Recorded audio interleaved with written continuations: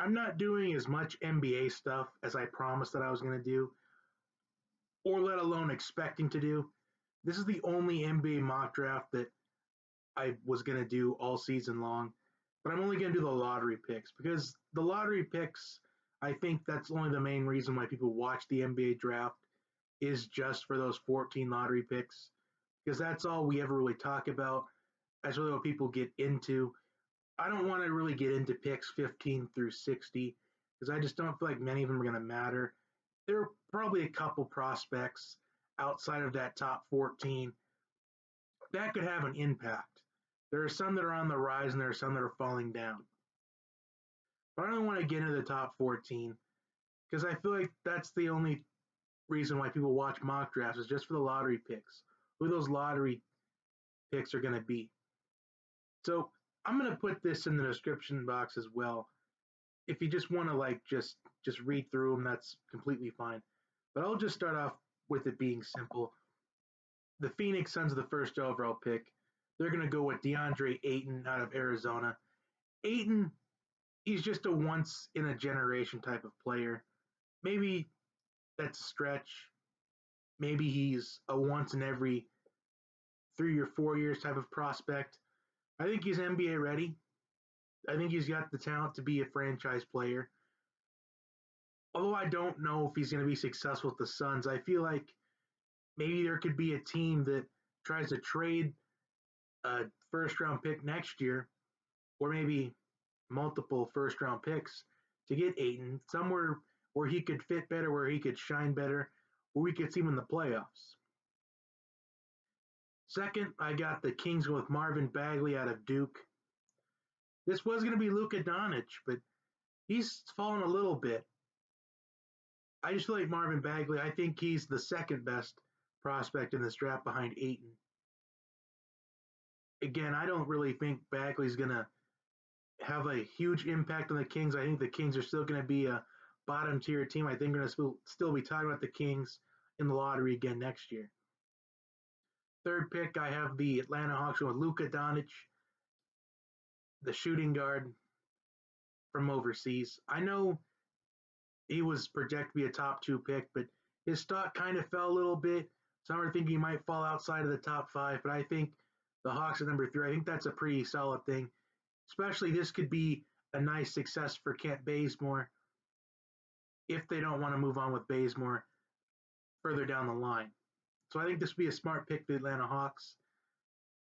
They do have 2 more first round picks, so it wouldn't surprise me if they use those other 2 first round picks to try to get back into the lottery, maybe in the range of 10 to 12. I could see someone maybe like the Clippers taking a bait like that. Or the 76ers could take the bait in that. I could see the Hawks maybe trading back in the first round. Maybe as early as 7 or 8. We'll see what happens, though. Number 4, the Grizzlies go with Michael Porter Jr. out of Missouri. We didn't really get to see much of Michael Porter Jr. this year. Kind of like we didn't see a lot of Markelle Fultz last year. I don't really know if he's necessarily NBA ready. I feel like he could have benefited from 1 more year in school. But I think he's still a top 5 prospect. Number 5, I have the Mavericks with Jaren Jackson Jr. out of Michigan State. This was going to be Mohamed Bamba, but I have him going next at number 6 of the Magic.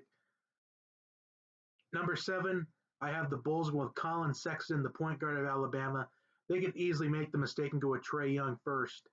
But I think Sexton is the much better point guard in the situation.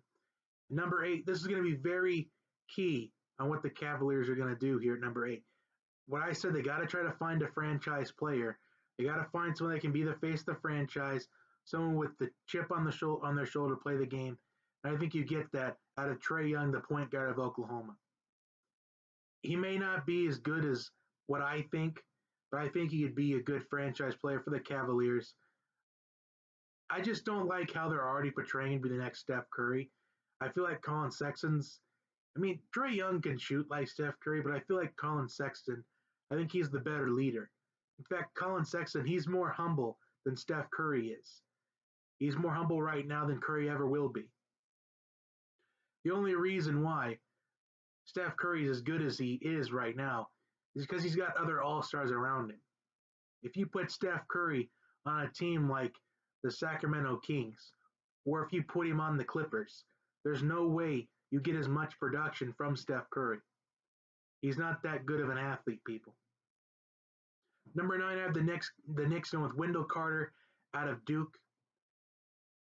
I feel like the Knicks, they are still in that rebuilding process. They got to build some help for Kristaps Porzingis, and I think they're going to get this out of Wendell Carter. Rounding out the top 10 of the 76ers go with Mikal Bridges out of Villanova. Bridges draft stock. In fact, a lot of Villanova players' draft stocks. Bridges stocks went up. Jalen Brunson stocks went up. DiVincenzo stock went probably way up. DiVincenzo could easily fall into maybe the top 20. Just during the NCAA tournament run alone, we saw how dominant this Villanova team was.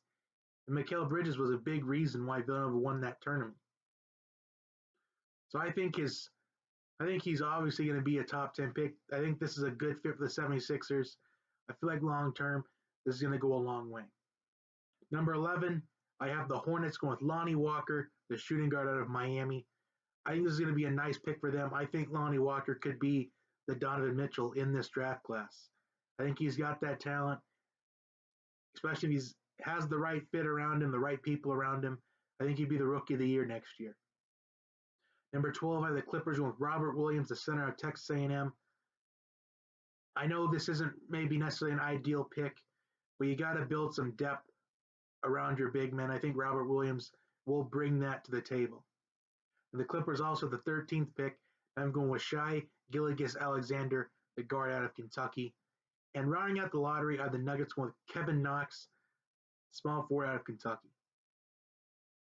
So with these lottery picks, I see Ayton being an automatic game changer. I see Colin Sexton being a game changer. I want to say that Trae Young will be a game changer. I think he's going to have to try to be a game changer if the Cavaliers are going to avoid being a bottom seller in the NBA after LeBron leaves. I think Lonnie Walker will be an automatic game changer. I think Bridges is probably going to be maybe not necessarily a game changer right away, but I think he'll fit in with that 76ers roster pretty well. Those are just the 1, 2, 3, 4, 5 that I see sticking out right away. Doncic could stick out right away. It really depends on if the Hawks were to draft number 3, how he would fit in with this roster. So those are my lottery picks. Comment what you think of this down below. Like and subscribe to the channel. Share it with your friends and family. I will see you next time. Have a wonderful day, everyone.